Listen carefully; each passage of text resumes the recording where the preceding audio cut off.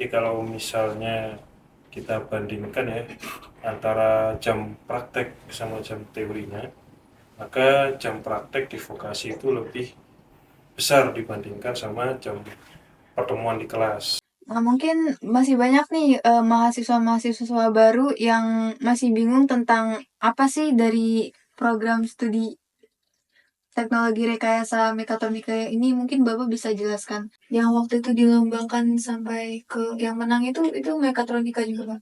Itu termasuk ilmu mekatronika.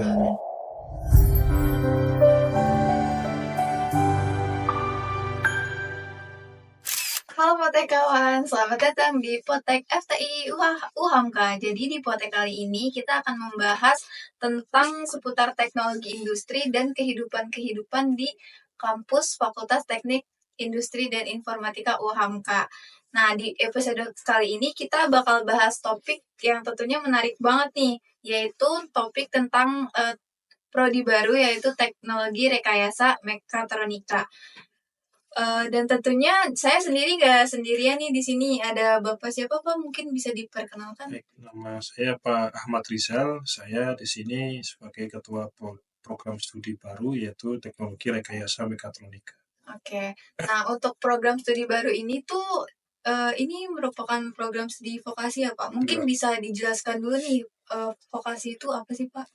Baik, vokasi itu adalah suatu bentuk pendidikan di mana fokusnya itu lebih ke praktek di dunia kerja. Jadi kalau misalnya kita bandingkan ya antara jam praktek sama jam teorinya, maka jam praktek di vokasi itu lebih besar dibandingkan sama jam pertemuan di kelas. Nah, kalau di kurikulum kami itu perbandingan antara jam teori dan jam praktek itu adalah prakteknya sebanyak 62%, sedangkan 38%-nya itu adalah jumpa teori gitu. Nah, di sini basic science seperti fisika dan matematika itu juga ada sih tapi tereduksi dan lebih banyak di praktek yang sesuai dengan di eh, lapangan kerja. Gitu. Itu yang terkait dengan vokasi itu seperti itu. Berarti untuk program studi ini tuh lebih cocok ke calon-calon mahasiswa yang lebih suka praktek gitu ya Pak? Iya, benar. Nah mungkin boleh dijelasin juga mungkin keunggulan dari vokasi atau perbedaan vokasi sama lulusan S1 itu tersendiri itu apa sih Pak? Kalau S1 di teknik itu sebenarnya adalah sarjana teknik. Tapi kalau di vokasi ini, D4, dia sarjana juga, tapi sarjananya lebih tepatnya adalah sarjana terapan. Jadi dia adalah sarjana yang mungkin lebih dalam penguasaan terapan-terapan teknologi. Jadi misalnya dia mahir dalam hal misalnya seperti programming atau menggambar CAD ya, atau bisa juga dia itu misalnya bongkar pasang mesin dan juga membuat sistem elektrik dan lain-lain seperti itu. Itu terkait dengan D4 ya keunggulannya. Jadi kalau S1 itu mungkin lebih ke pemahaman dan rekayasa konsep, pemahaman konsep dan rekayasanya. Nah, kalau di sini itu lebih ke arah implementasinya. Nah, mungkin masih banyak nih mahasiswa-mahasiswa baru yang masih bingung tentang apa sih dari program studi teknologi rekayasa mekatronika ini. Mungkin Bapak bisa jelaskan secara gambaran. Baik, jadi teknologi rekayasa mekatronika ini menggabungkan antara keilmuan di teknik mesin, keilmuan di teknik elektro, sama ilmu komputer di informatika. Jadi ibarat kata kalau di antara tiga prodi ini adalah sebuah lingkaran diagram Venn gitu ya. Nah, maka mekatronika ini adalah irisan dari ketiganya. Jadi bagaimana kita itu merancang bangun mesin tapi lebih spesifik ke mesin yang digerakkan oleh energi-energi listrik dan bisa dikontrol oleh pemrograman. Gitu. Berarti untuk cangkupannya luas banget ya. Ada dari gabungan dari teknik elektro, teknik mesin, teknik informatika juga. Spesialisasi dari informatika itu spesialisasi untuk alat-alat yang bergerak. Di elektro itu spesialisasinya ke arah mesin ya. Nah, di mesin lebih spesifik ke mesin yang digerakkan oleh listrik, seperti itu. Nah, mungkin untuk lulusan dari jurusan ini tersendiri gitu, nanti lebih banyak dicari di industri manufaktur atau ada juga sektor lain yang membutuhkan keahlian mekatronika ini? Baik. Jadi lulusan dari rekayasa mekatronika ini sangat dibutuhkan di industri saat ini. Karena industri saat ini itu dia lebih ke arah mesin-mesin yang bisa dikontrol dan juga mesin-mesin yang digerakkan oleh tadi saya bilang listrik tadi. Nah, sekarang mesin-mesin di dunia industri itu lebih mengarah ke tipe yang tadi. Jadi tipe yang bisa dikontrol oleh pemrograman dan juga dia itu digerakkan oleh listrikan. Itu. Tapi bukan hanya di kalau kita bicara teknologi robotika ya, itu tidak hanya ada di manufaktur industri, tapi juga misalnya di pertanian, di mana di kesehatan juga ada. Jadi sekarang itu ilmu robotika itu sudah berkembang di berbagai sektor, tidak hanya di industri. Nah, ini yang dibutuhkan oleh mekatronika itu dia adalah mampu merancang bangun mesin-mesin tadi, mesin-mesin yang lebih ke arah robotik.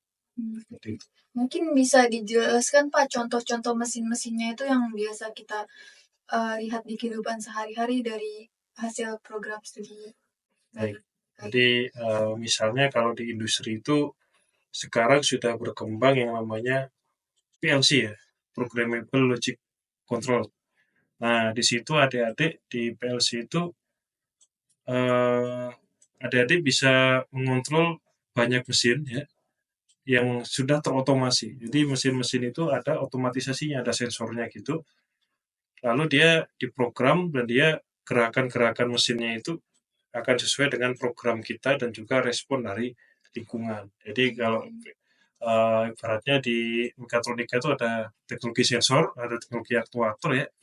Jadi teknologi sensor itu akan merespon lingkungan, dia akan merespon sesuai dengan program yang kita program di microcontroller PLC-nya itu untuk menggerakkan mesin-mesin tadi.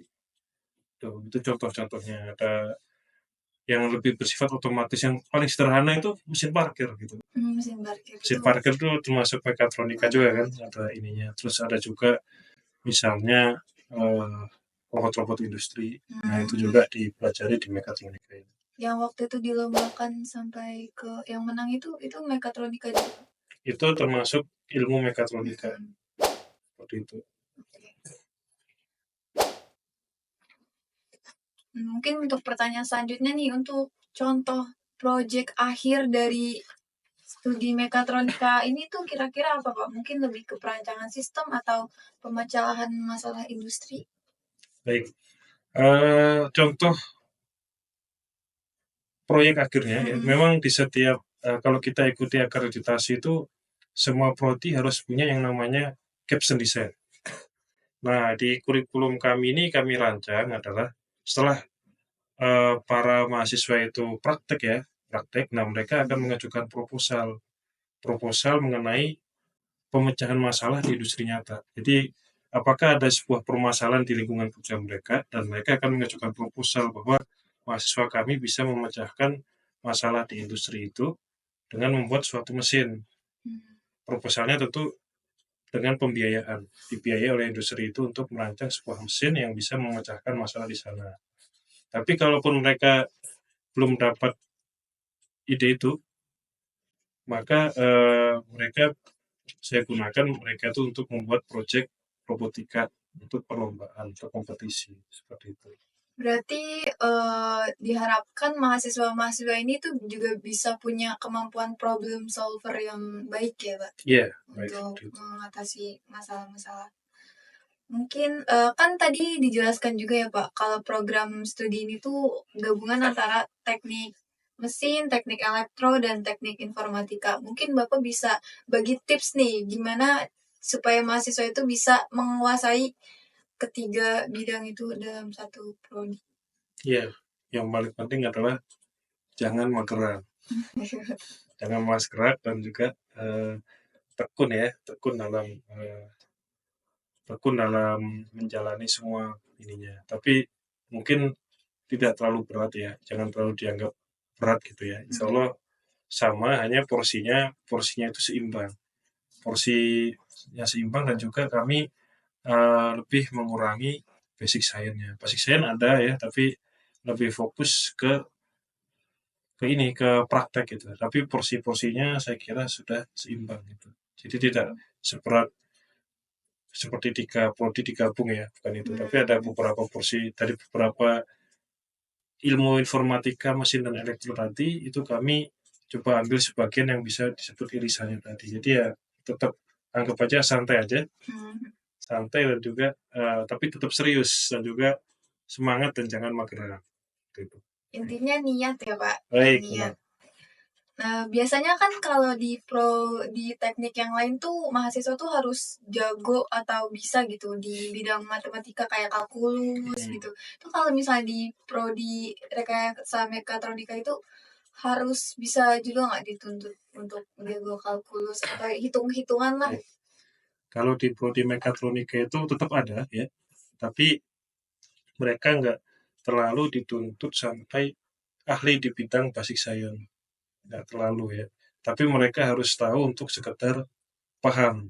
Misalnya nanti belajar sistem kontrol, mereka tetap harus mempelajari kalkulus, tapi hanya sekedar untuk bisa paham di konsep selanjutnya.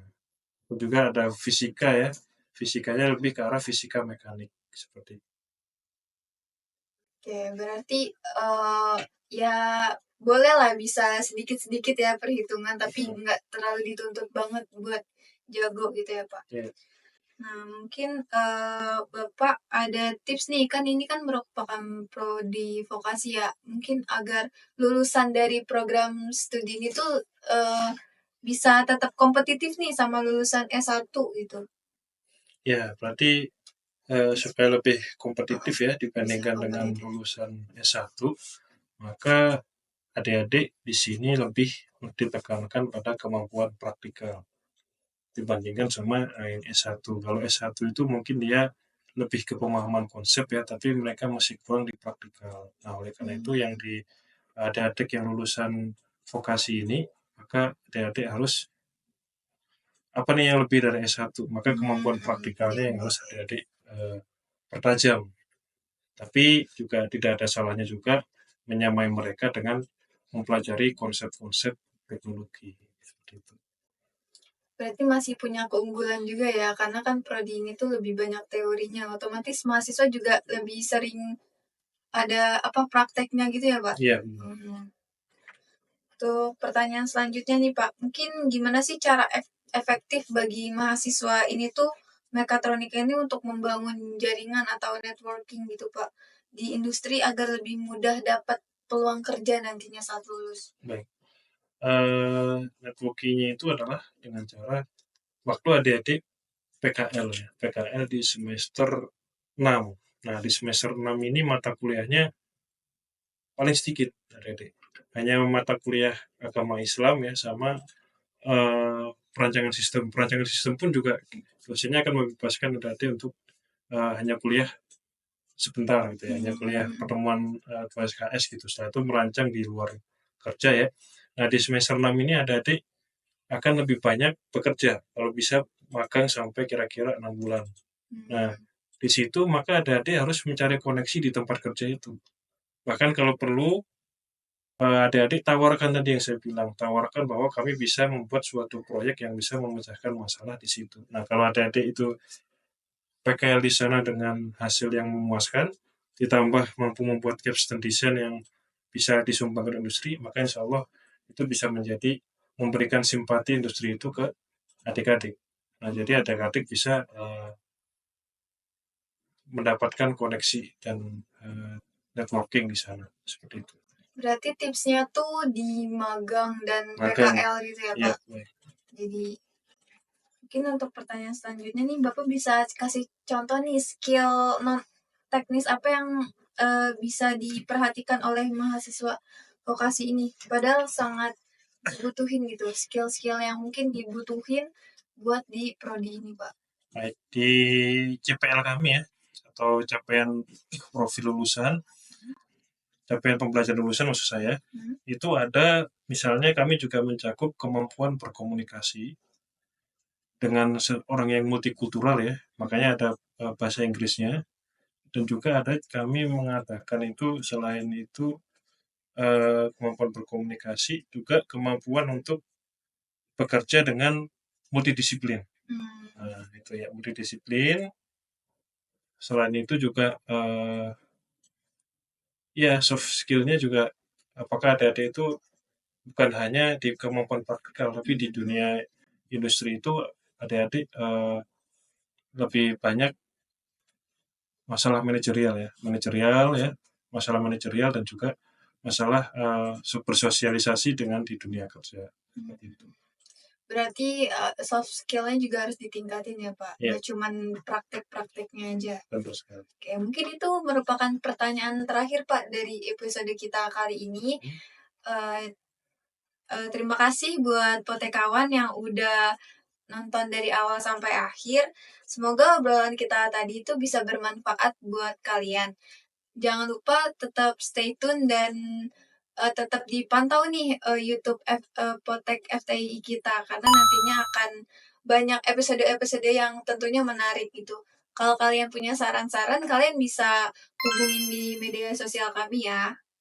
Oke, terima kasih ya Pak. Iya, baik. Sampai jumpa di episode berikutnya.